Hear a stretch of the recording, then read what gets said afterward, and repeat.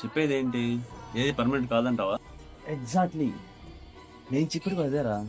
కష్టం పర్మనెంట్ కాదురా. అరే, చింపాంజీ చెట్టు ఎక్కేటప్పుడు ఒకసారి కింద జారిపోతుందిరా. జారిపోయినందుకు మాత్రం నాది అక్కడ అయిపోయింది అనుకో, దాన్ని కట్టుకొని దొరుకుతుందే? దొరకదురా. చింపాంజీ ఎగ్జాంపుల్ ఏంట్రా? ఎందుకంటే అంటేనేమో అందరికీ కోపం వస్తుంది, అందరూ హర్ట్ అయిపోతారు. ముఖ్యంగా సాయి అంటే నువ్వు రేపు నీ కష్టాలని మారవరా. నువ్వు నవ్వుతూ కష్టాలను ఎదుర్కొంటే అప్పుడు నీ కష్టాలు మారుతాయి. గుర్తుపెట్టుకో ఫ్రెండ్స్, నీ వెనక ఎవరైనా ఉన్నారు, ఎవరో వస్తారు, ఏదో చేస్తారని చెప్పేసి అలాగే ఉండకూడదు. నీ వెనక ఎవరు ఉండరు. నీ వెనక నీ నీడ మాత్రమే. అది కూడా ఎండ ఉన్నప్పుడు మాత్రమే ఉంటుంది.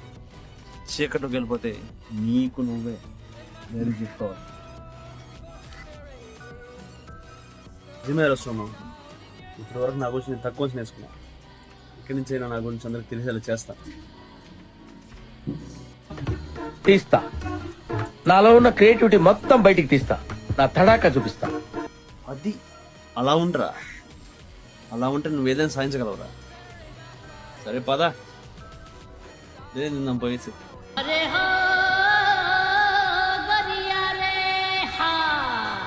ఎందుకు? సెలబ్రేషన్స్కా? నా దగ్గర డబ్బులు లేవు అందుకని. పదా, నా దగ్గర డబ్బులు లేవు అందుకని.